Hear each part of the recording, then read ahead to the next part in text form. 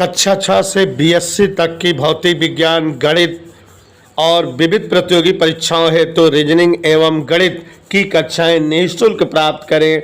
इन कक्षाएं निःशुल्क वीडियो देखें और पढ़ें अर्जुन स्टडी चैनल के द्वारा।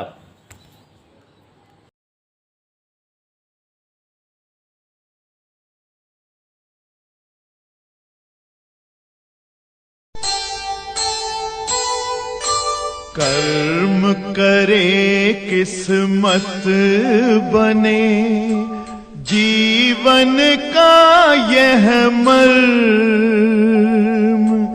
प्राणी तेरे हाथ में, तेरा अपना कर्म, तेरा अपना।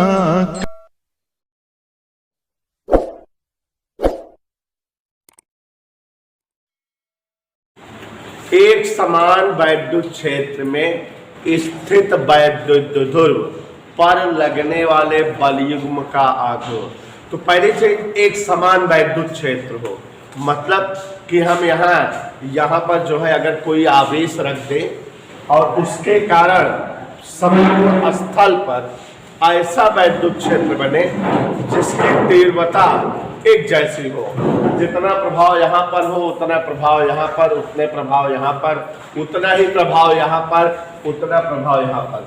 मतलब हर स्थल पर एक समान प्रभाव वाला वैद्युत क्षेत्र हो और उसमें कोई वैद्युत ध्रुव रखा जाए और उस वैद्युत ध्रुव पर बल आघूर्ण जो लगे वही बताना है। तो हम यहाँ मान ले रहे हैं कि माना ई तीव्रता का जो भी वैद्युत क्षेत्र होगा उसकी कोई न कोई तीव्रता होगी। ई तीव्रता का एक समान वैद्युत क्षेत्र, एक समान वैद्युत क्षेत्र है जिसे वैद्युत बल रेखाओं द्वारा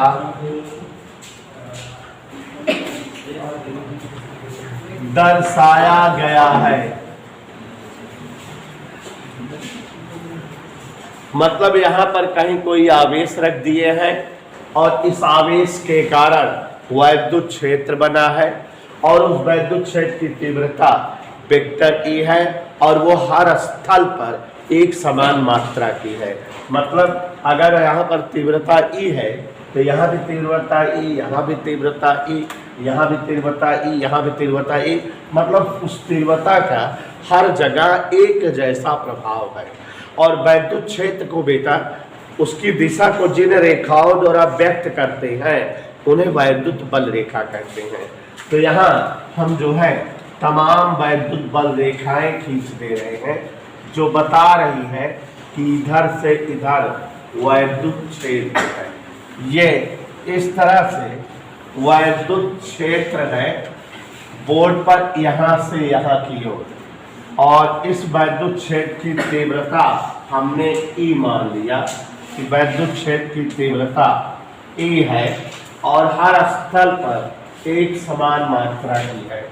आपको दिखाई दे रहा है कि हमने वैद्युत बल रेखाएं खींचा है जिससे जो है ई तीव्रता का वैद्युत क्षेत्र प्रदर्शित हो रहा है।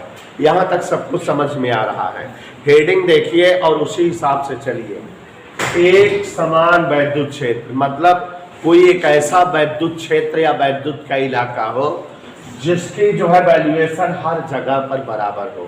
तो मान लेते हैं कि एक जो है ई तीव्रता का वैद्युत क्षेत्र है जिसका प्रभाव हर जगह एक जैसा है और ये वैद्युत बल रेखाएं हैं जो उस वैद्युत क्षेत्र को प्रदर्शित कर रही हैं। अब आगे कह रहा है कि इस वैद्युत क्षेत्र में स्थित वैद्युत द्विध्रुव, तो अब इस वैद्युत क्षेत्र में एक द्विध्रुव रखते हैं और उस द्विध्रुव पर कितना बल आघूर्ण लगता है यही बताना है। हम वैद्युत क्षेत्र में एक जो है क्या रखते हैं वैद्युत द्विध्रुव। तो ये मान ले रहे हैं कि यहाँ जो है ये जो वैद्युत क्षेत्र बना है जैसे ये वैद्युत बल रेखाएं बनी हुई हैं जो वैद्युत क्षेत्र को प्रदर्शित कर रही हैं, इस वैद्युत क्षेत्र की दिशा से थीटा कोण बनाता हुआ एक वैद्युत द्विध्रुव रखा हुआ है, ये मान लेते हैं। ये इस तरह से सभी लोग गौर से देखिए, यहाँ ए बी कोई वैद्युत द्विध्रुव है, -q और +q आवेशों से मिलकर बना।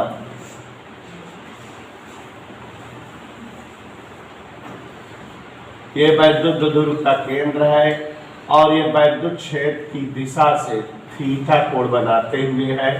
और यहाँ ये लंबाई L, -q आवेश की केंद्र से दूरी L, +q आवेश की दूरी भी केंद्र से L। ऐसे चित्र देखिए, ये क्या बनाए हुए हैं बच्चों? एक वैद्युत द्विध्रुव। वैद्युत द्विध्रुव का नाम पढ़ो, क्या है? AB। और इसकी खासियत क्या है? केंद्र O है और स्थान A पर -q आवेश, स्थान B पर +q आवेश। और ये वैद्युत द्विध्रुव वैद्युत क्षेत्र की दिशा से थीटा कोण बनाते हुए रखा गया है। इतना चित्र समझ में आया?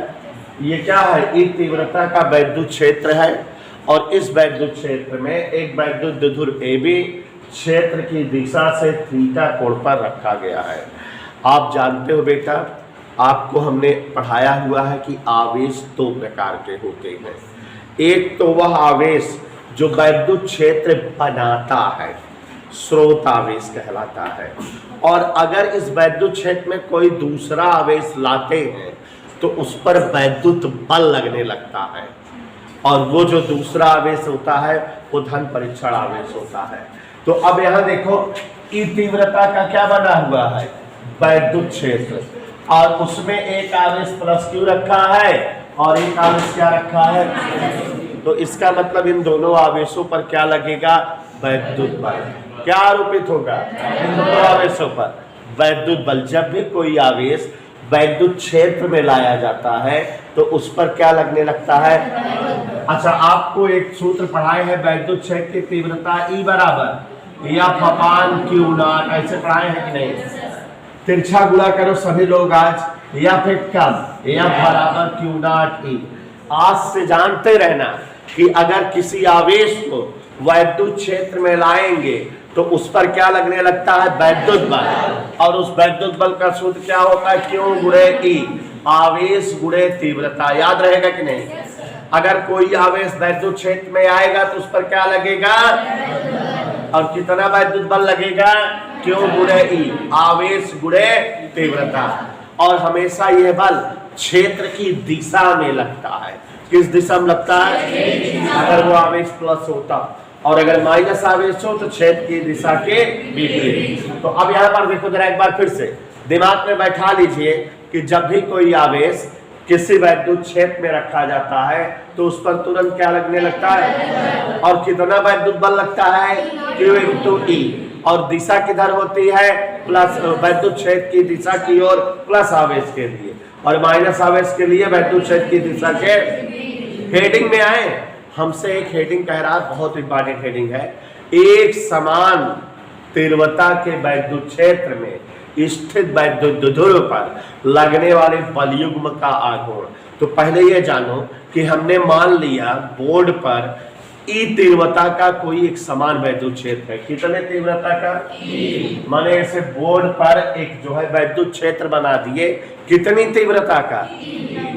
अब ये एक समान वैद्युत क्षेत्र माने इसका हर जगह प्रभाव जो है ई है, और इसे हम वैद्युत बल रेखाओं से प्रदर्शित कर दिए।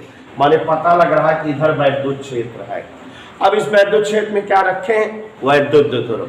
मान लेते हैं वैद्युत द्विध्रुव समृद्धि AB इस वैद्युत क्षेत्र में रखा हुआ है, जिस पर A पर आवेश क्या है? -q, और B पर, और ये द्विध्रुव का क्या है? केंद्र से प्लस आवेश की दूरी L, माइनस आवेश दूरी, और यह द्विध्रुव क्षेत्र की दिशा से कितने कोण पर?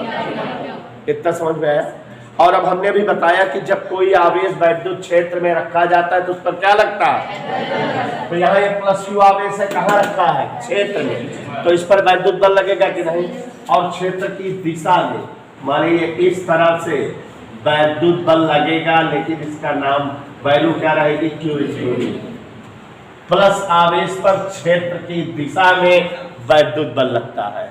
दिखा कि नहीं, क्षेत्र की दिशा में वैद्युत बल लगने लगा, कितना लगने लगा।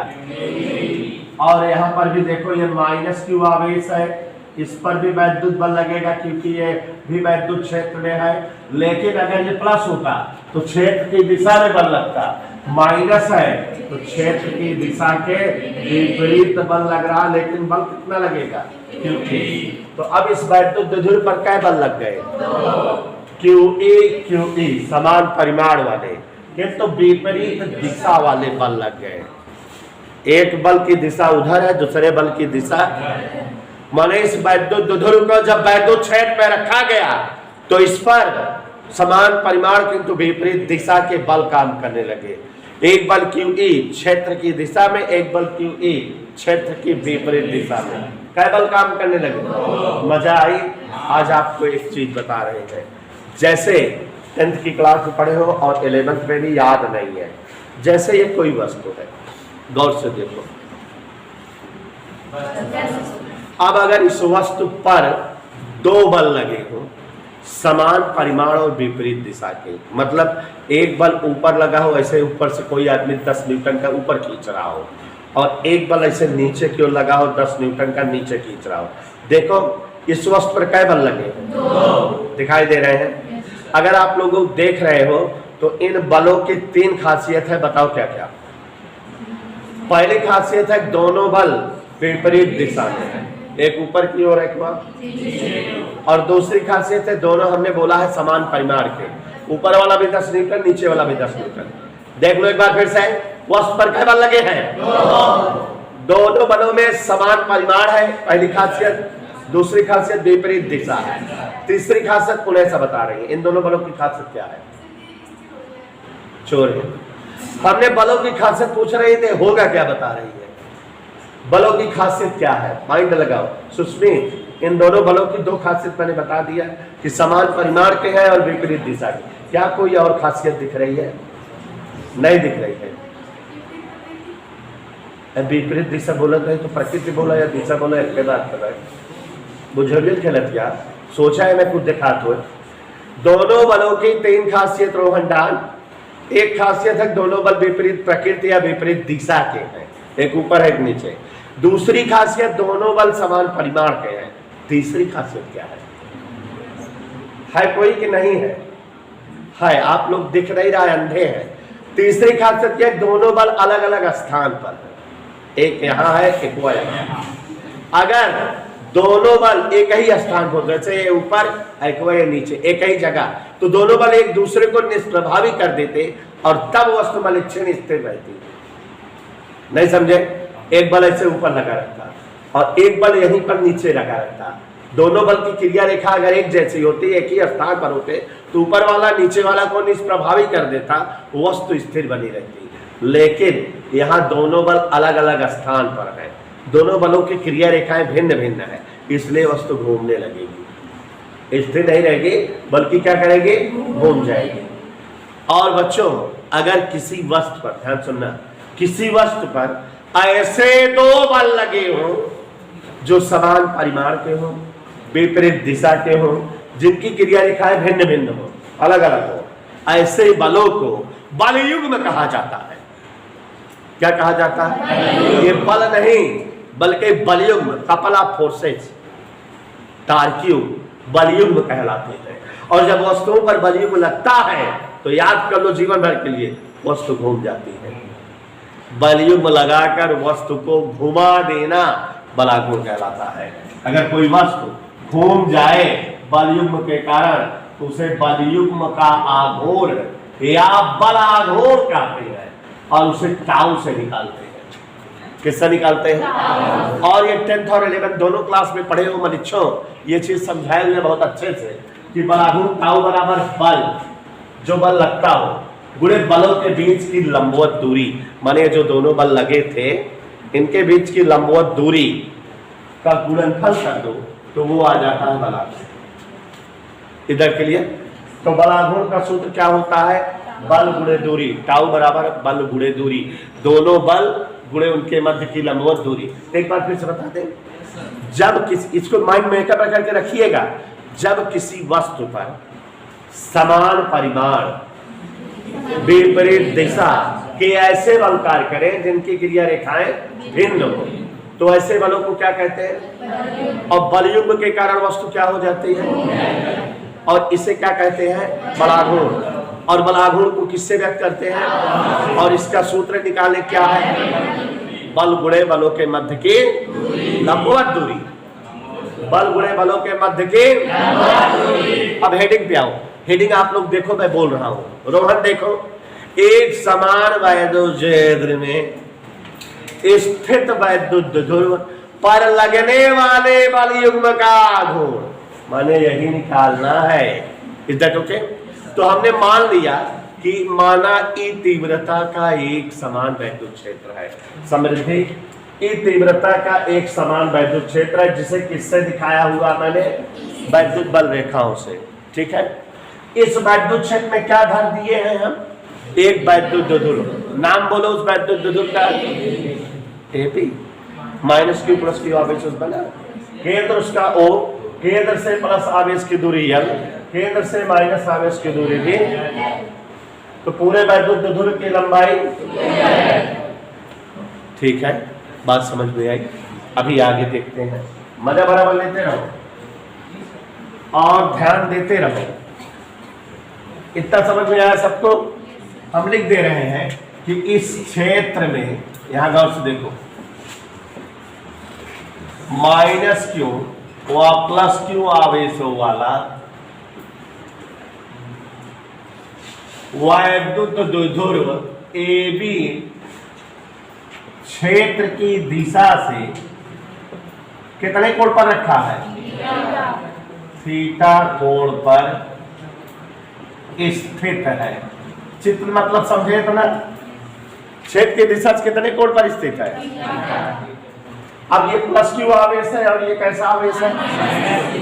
पूरे अक्ष की लंबाई, अक्ष AB बराबर 2L। वैद्युत ध्रुव का अघूर्ण P बराबर Q इंटू प्लस क्यू आवेश जब वैद्युत क्षेत्र में है तो इस पर क्या लगेगा? जब कोई भी आवेश वैद्युत क्षेत्र में आता है तो उस पर क्या लगता है?